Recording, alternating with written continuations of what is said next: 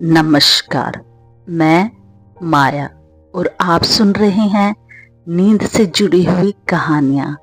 इस श्रृंखला को आगे बढ़ाते हुए हम सुनेंगे कहानी प्रेत लोक।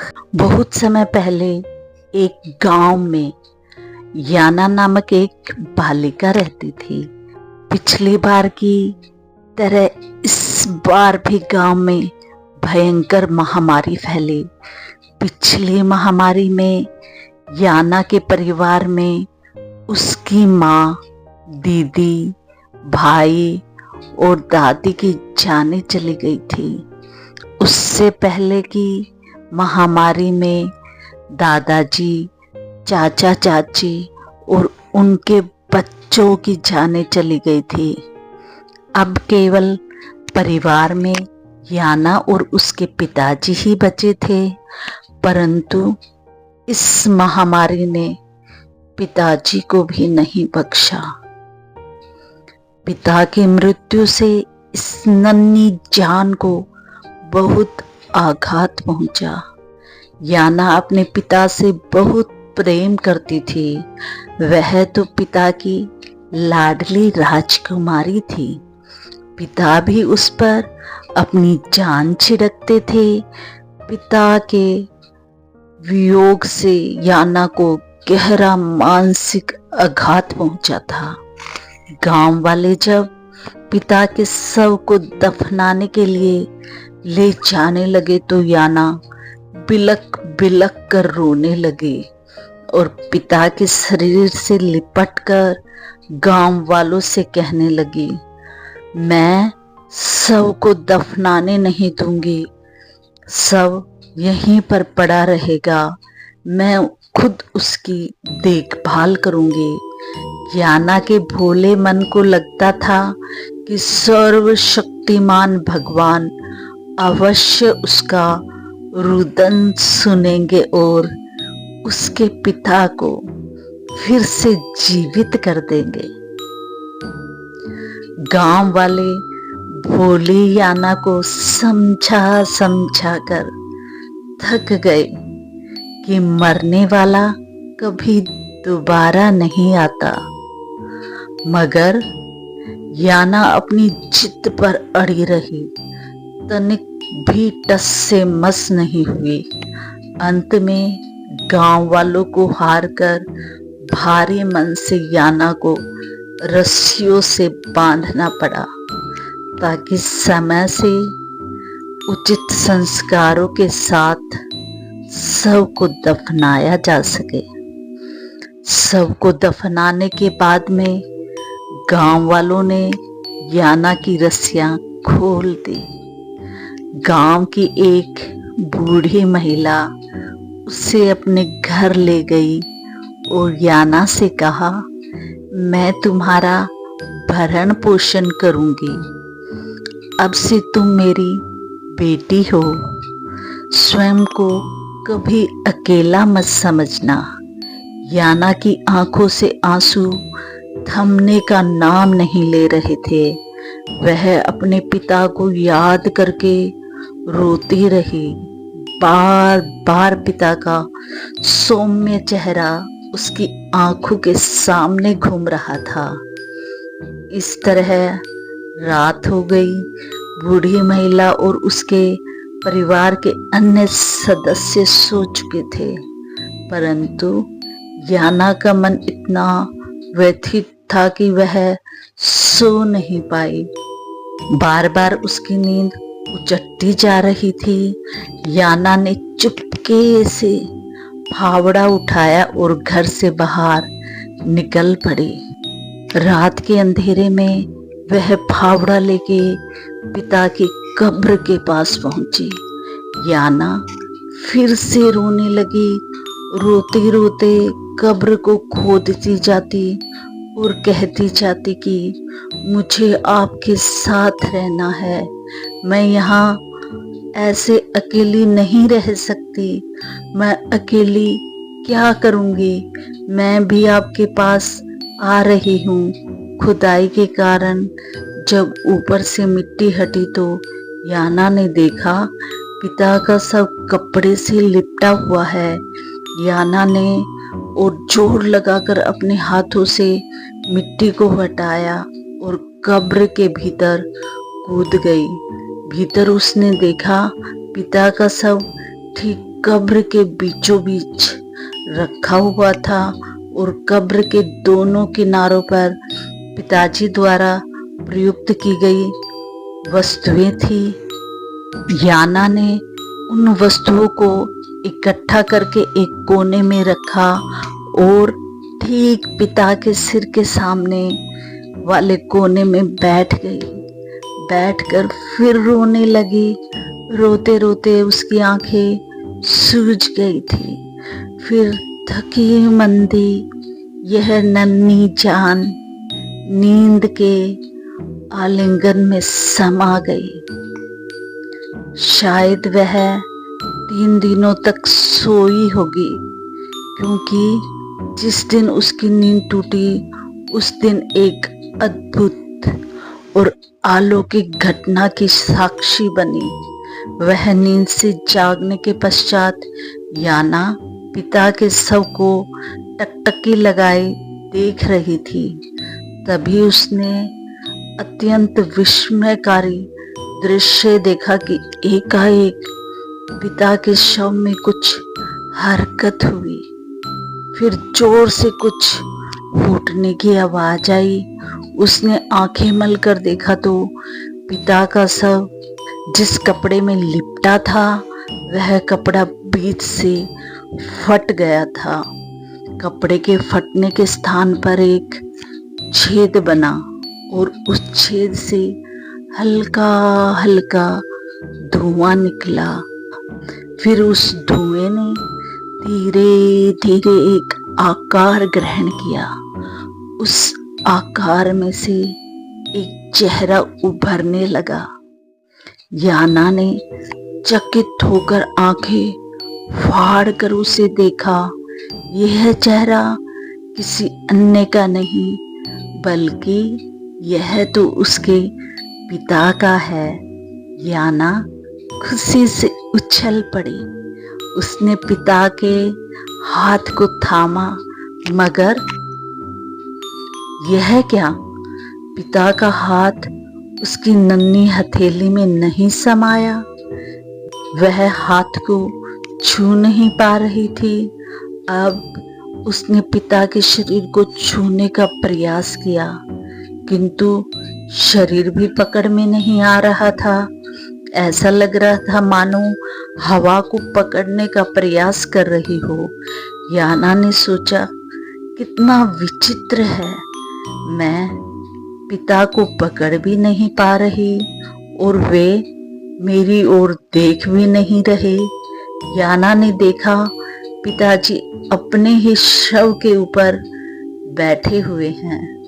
उन्होंने जोर से जम्हाई ली और हाथ को सिर पर रखकर विचार मग्न अवस्था में बैठे रहे। याना उनके सामने खड़ी हो गई, परंतु उन्होंने याना को देखा तक नहीं। याना ने पिताजी कहकर भी बुलाया, पर उन्होंने सुना नहीं। याना को बहुत आश्चर्य हुआ। वह तो अपने पिता के कलेजे का टुकड़ा है, मगर ऐसी क्या भूल हो गई जिससे उसके पिता उसकी अनदेखी कर रहे हैं। अब याना रोने लगी। याना ने सोचा पिताजी उसका रोना सुन उसे मनाएंगे, किंतु ठीक इसके विपरीत हुआ। पिताजी चुपचाप उठकर कब्र से बाहर चले गए। याना को लगा कुछ एक दिनों में पिताजी इतने बदल गए हैं। यह सोचकर वह और जोर जोर से फूट फूट कर रोने लगी। कुछ समय बाद पिताजी अपने साथ कई सामान लेकर कब्र के भीतर उतरे। उन सामानों में कंघा, छोटी छुरी, धातु के छोटे छोटे दानों से बनी हुई माला, चिलम, टोपी आदि थे। याना इन चीजों को भली भांति पहचानती थी। याना ने सोचा, ये सारी चीजें तो घर पर रखी हुई थी, तो क्या पिताजी घर जाकर इन चीजों को लेकर आ गए हैं? इसका मतलब ये पिताजी नहीं तो फिर कौन है? क्या यह उनकी आत्मा है? याना ने दादी से सुना था कि जब किसी व्यक्ति की मृत्यु हो जाती है तब 3 दिन पश्चात उसकी आत्मा अपने घर लौटती है और अपनी बाकी चीजों को ले जाती है। याना को अब समझ में आया, इसलिए पिताजी उसको देख और सुन नहीं पा रहे थे। याना और भी भावुक हो गई। उसने असहाय नेत्रों से पिता की ओर देखा। पिताजी याना की उपस्थिति से बिल्कुल अनभिज्ञ थे। वह अपने शव के ऊपर बैठकर केशों को कंघे से संवार रहे थे। फिर पगड़ी बांधकर नए कपड़े पहनते हैं। उसके पश्चात निश्चिंत भाव से चिलम पीते हैं।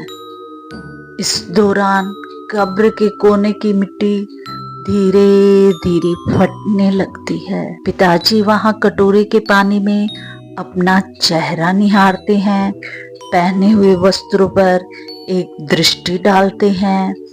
वे पूरी तरह सज धज कर तैयार हैं। इसके पश्चात वो कब्र की कोने वाली मिट्टी जो फटकर अब गड्ढा बन गई थी, उसके भीतर समा गए। परंतु याना भी कहाँ हार मानने वाली थी। वह भी पिता के पीछे पीछे उस गड्ढे में कूद गई। घना अंधेरा, गहन अंधकार में याना आगे बढ़ती जा रही थी। अंधकार की कालिमा में हाथ को हाथ भी नहीं सूझ रहा था।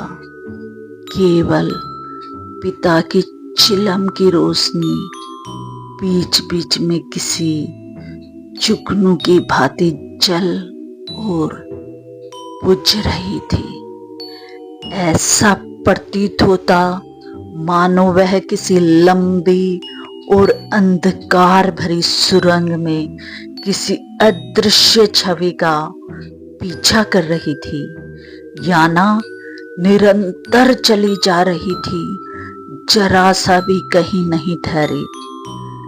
कारण उसे डर था कि अगर वह रुकी तो पिताजी उससे कोसों दूर निकल जाएंगे और वह पिताजी तक कभी नहीं पहुंच पाएगी। मालूम नहीं उसके कोमल पांव उस बेहद अंधकार में कितने दिनों तक पिता का पीछा करते रहे होंगे। चलते चलते एकाएक तेज रोशनी हुई और याना की आंखें अपने आप बंद हो गई। जब उसने आंखें खोली तो देखा पिताजी एक लकड़ी के बड़े लट्ठे के सामने खड़े हैं। पिताजी अपने कदमों को पीछे ले आए और फिर तेज दौड़ते हुए एक लंबी छलांग लगाकर लकड़ी के लट्ठे के उस पार पहुंच गए। याना ने भी पिता का अनुसरण किया, मगर लट्ठे से टकराकर धम से गिर गई। याना रुआंसी सी हो गई। कहीं पिता ओझल हो गए तो वह तेजी से लट्ठे पर चढ़ गई। लट्ठे पर चढ़कर नीचे कूदी और हाथों से धूल झाड़कर वह फिर से खड़ी हो गई। फिर उसने देखा ऐसा दृश्य उसका मुंह खुला का खुला रह गया। उसे अपनी आंखों पर विश्वास नहीं हो रहा था। एक पूरा गांव बसा हुआ था वहां। लोगों की भीड़ उमड़ आई थी। कई सारे जाने अनजाने चेहरे थे। उन चेहरों में याना के दादा दादी, चाचा चाची, मामा मामी, माँ भी थी। याना का अबोध मन यह जानने के लिए ललायित हो उठा था कि यह कौन सा लोक है जहाँ सारे मृतक जी उठते हैं। क्या यह कल्पना है या सच है? इस कल्पना लोक की भी तो कोई वास्तविकता होगी। यह तो कोई जादुई लोक लग रहा है। याना अपने भाग्य पर इतराने लगी। यह सोचकर कि मैं कितनी सौभाग्यशाली हूँ जो इस अद्भुत लोक में आ पाई। उधर गांव में मेरे जैसे कितने बच्चे हैं जो इस अद्भुत लोक से अपरिचित हैं। याना खुशी के मारे अपनी माँ के पास दौड़ कर गई, किंतु माँ ने उसे देखा तक नहीं। वहां उपस्थित भीड़ में किसी ने याना को देखा तक नहीं। सारे लोग याना की उपस्थिति से अनभिज्ञ थे। स्त्रियां समूह में खड़ी होकर नृत्य द्वारा पिताजी का स्वागत करने लगी। दादा ने आगे बढ़कर पिताजी को अपने सीने से लगाते हुए कहा कि बेटा, हमें तुम्हारी प्रतीक्षा थी। अब तुम अपने वास्तविक स्थान पर पहुंच चुके हो। आओ घर चले। याना को याद आया कि इसीलिए पिताजी अपनी मृत्यु के एक दिन पहले कह रहे थे कि उसके सपनों में दादाजी बाहर बाहर आकर उन्हें बुला रहे थे। दादाजी और अन्य परिवारजन पिताजी को घर ले आए। याना भी पीछे पीछे पहुंच गई। घर में कई बच्चे और पालतू जानवर थे। इन बच्चों में याना की दीदी, भाई और चाचा के बच्चे थे। याना ने बिल्लियों के बीच अपने कुत्ते को देखा। उसे याद आया इस कुत्ते की मौत पर रोते रोते कैसे उसकी हिचकी बंध गई थी। दोनों कुत्तों के शव को याना ने अपनी नन्ही उंगलियों से मिट्टी खोद कर दफनाया था। पर ये दोनों तो जीवित हैं। इस लोक में दोनों कुत्ते याना को देखकर भौंकने लगे। चाचा ने लकड़ी उठाई और कुत्तों को बाहर खदेड़ते हुए कहा, लगता है कोई भूत देख लिया है। दादा ने चाचा से कहा, थोड़ा भात और मदिरा लेकर द्वार पर रखाओ। सबको अपना हिस्सा मिलना चाहिए। चढ़ावा देना मत भूलना। इससे अमंगलकारी शक्ति घर के भीतर प्रवेश नहीं कर सकती। चाचा ने बरामदे में भात, मांस और मदिरा रखी। याना भी बरामदे में निकल कर आई। वह कई दिनों से भूखी और प्यासी थी। उसने वह भात और मांस तुरंत निगल लिया और मदिरा को भी एक ही सांस में गटागट पी गई। भूख प्यास के मिटते ही निंद्रा की गोद में समा गई याना वहीं बरामदे में ही सोती थी। प्रत्येक दिन सुबह और शाम को भात, मांस और मदिरा के रूप में उसको चढ़ावा मिल जाता था। घर के बड़े अंधेरे में ही खेतों की ओर निकल जाते और सूर्यास्त से पहले लौट आते थे। दिन भर बच्चे घर में नाना प्रकार के खेल खेल कर उधम मचाया करते। याना बच्चों के बीच में अदृश्य रूप से सम्मिलित होती थी। भले ही कोई उसकी उपस्थिति से अनभिज्ञ हो, परंतु वह बार बार खेल में भागीदारी करती। इस प्रकार कई दिन बीत गए। एक शाम अचानक पिताजी ने खेत से लौटकर बिस्तर पकड़ लिया और 2-3 दिन तक उठे ही नहीं। स्थिति की गंभीरता को देखकर दादी ने दादा से कहा, पुजारी को बुलाकर उपचार करवाना होगा। दादा ने भी देर नहीं की, तुरंत चाचा को भेजकर पुजारी को बुला लिया गया। पुजारी ने पिताजी के शरीर को छुआ और कहा, यह रोग तो गंभीर है। रोग की जांच के लिए पुजारी ने अंडे और मुर्गे के चूजे मंगवाए। सबसे पहले पुजारी ने एक अंडे को बांस की हथेली के आकार की एक टोकरी में रखा और उस टोकरी से बंधी बांस की पतली रस्सी को हाथ में पकड़कर मंत्र जाप करने लगे। कुछ समय पश्चात अंडे वाली टोकरी थर थर हिलने लगी। पुजारी ने उछल कर कहा, हाँ, रोग का कारण पता लग गया। सबने उत्सुकता भरे नेत्रों से उन्हें देखा। रहस्यमयी भाव से कहा, किसी मानवीय शक्ति का प्रकोप है। अब चूजे का कलेजा जांचने से ये पता लगेगा कि यह मनुष्य कौन है। उन्होंने मुर्गी का एक चूजा लिया और उसकी नन्ही गर्दन को मोड़कर उसे मार दिया।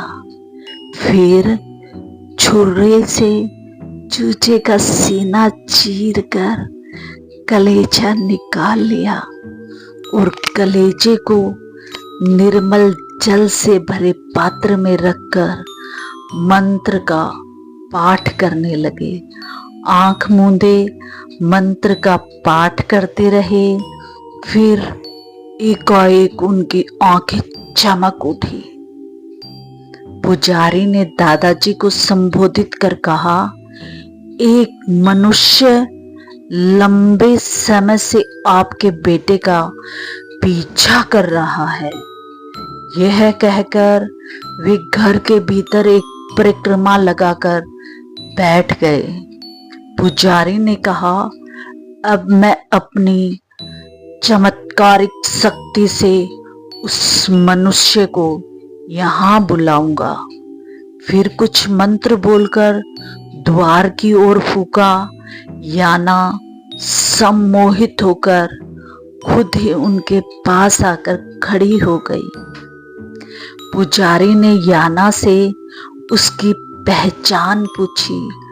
पहचान जानने के पश्चात वह याना से बोले, बेटी, तुम अपने वास्तविक घर धरती लोक चली जाओ। यह प्रेत आत्माओं का लोक है।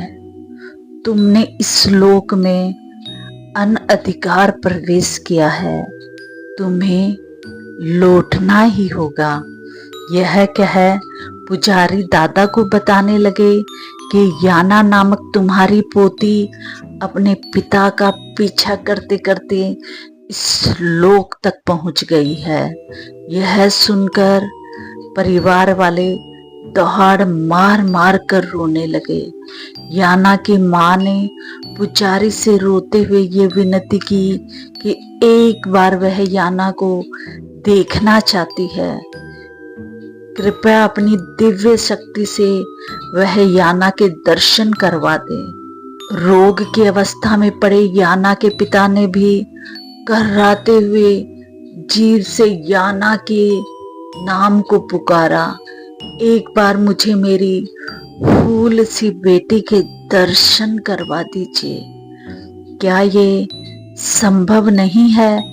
याना हमारे साथ इस लोक में सदा के लिए रह जाए।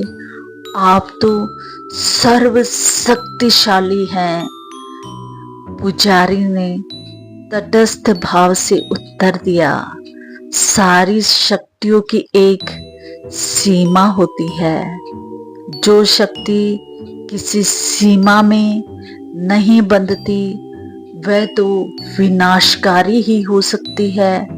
मैं लाचार हूँ, मैं प्रकृति के नियम से बंधा हूँ और प्रकृति के नियम से आप सभी भली भांति परिचित हैं। किसी मृतक की आत्मा ही इस लोक में प्रवेश कर सकती है, कोई जीवित मनुष्य यहाँ नहीं आ सकता। इस लोक में प्रवेश करने का याना को कोई अधिकार नहीं है, क्योंकि उसकी अब तक मृत्यु नहीं हुई है। याना को लंबी उम्र प्राप्त हुई है। याना को लंबी उम्र प्राप्त हुई है। धरती लोक में जब उसका समय पूरा हो जाएगा तो निश्चय ही उसे इधर ही आना होगा। इन दो लोकों का विभाजन मैंने नहीं, प्रकृति ने निर्धारित किया है। मनुष्य रूप में याना कभी हमारे बीच में सम्मिलित नहीं हो सकती और न हम प्रेतात्मा उसके लोक में किसी को भी, चाहे मनुष्य हो या प्रेत हो, अपने अपने लोक के अतिक्रमण का अधिकार नहीं। हम सबको प्रकृति के नियम का आदर करना होगा। यह बोलकर पुजारी ने याना की ओर देखा और अपने स्वर में कोमलता भरकर उससे कहा, बेटी, हम जानते हैं तुम अपने पिता से अत्यधिक प्रेम करती हो। पिता के प्रति तुम्हारा प्रेम देखकर मैं अभिभूत हो गया। तुम्हारी पितृभक्ति ने क्षण भर के लिए प्रकृति को भी मात दे दी, किंतु अब तुम्हें लौटना होगा बेटी। जब तक तुम यहाँ रहोगी तब तक तुम्हारे पिता स्वस्थ नहीं हो पाएंगे। क्या तुम अपने पिता को सदा के लिए रोगी बनाना चाहती हो?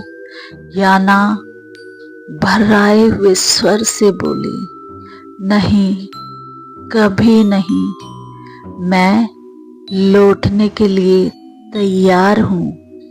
मुझे जल्दी से जल्दी वापस भेज दीजिए। यह सुन पुजारी ने तीव्र गति से मंत्र का जाप किया और एक लंबी सांस भर के पूरे बल के साथ उसे याना के ऊपर फूंका। उसके बाद क्या हुआ याना को भी याद नहीं।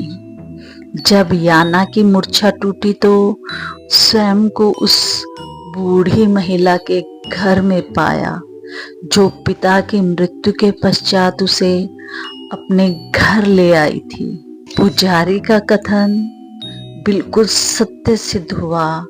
याना को बहुत लंबी आयु मिली। बड़ी होकर बूढ़ी महिला के बेटे से उसका ब्याह हुआ।